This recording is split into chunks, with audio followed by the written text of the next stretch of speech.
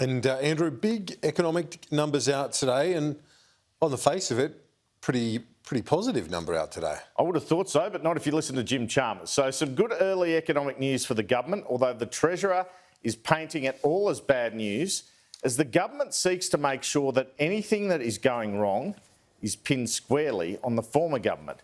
Despite the effects of the Omicron summer and the virtual shutdown of businesses during this period because people weren't going out because of COVID and staff were getting sick, we have seen growth in the March quarter of 0.8%, and we are still at 3.3% growth for the year, despite this including a negative quarter caused by lockdowns.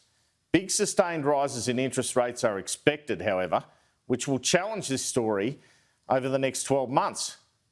There seems little doubt good commodity prices and the strength of the mining sector has helped with the result today. I can reveal that the most likely timing for the much-vaunted Employment Summit involving business and unions to attempt to find a way to accelerate wages in this country is expected to be in September. Treasurer Jim Chalmers was asked about the GDP figures today. This is what he had to say. It sounded like the end of days, to be honest. The situation that we've inherited is serious. In some instances, it is dire, and we can only deal with these economic challenges if we work together, state, federal, local government, business, employers, employees, everybody working together to see if we can make some progress. The Treasurer was keen to point out it was a weaker set of figures than the March budget. What we see in the March national accounts is a weaker set of figures than our predecessors and the Treasury anticipated at budget time and at the time of the pre-election update. These national accounts are a glimpse of the mess that the former government left behind for us to clean up. The Treasurer also talked about the problems with energy prices, which he said were a real threat to the economy.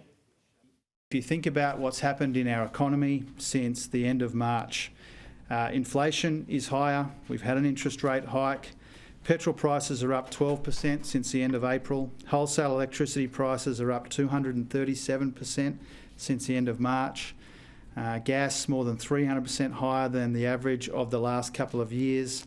We do have labour shortages, we do still have COVID absenteeism, and the international environment has become more challenging as well. The Treasurer did not rule out pulling the so-called gas trigger, where a cap would be put on exports so there were more gas supplies for the domestic market. The trigger can't be implemented immediately. There is a whole process associated with it, and so that's self-evident.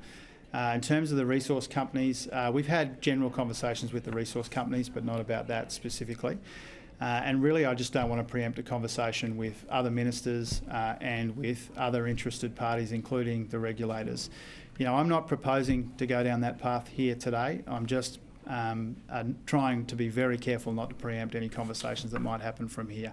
Obviously, as you know, and everyone here knows, the spike in the gas price is a serious challenge to our economy. It requires careful monitoring by all of our regulators and proper consultation and collaboration about all of our options, and that's what we intend to engage in.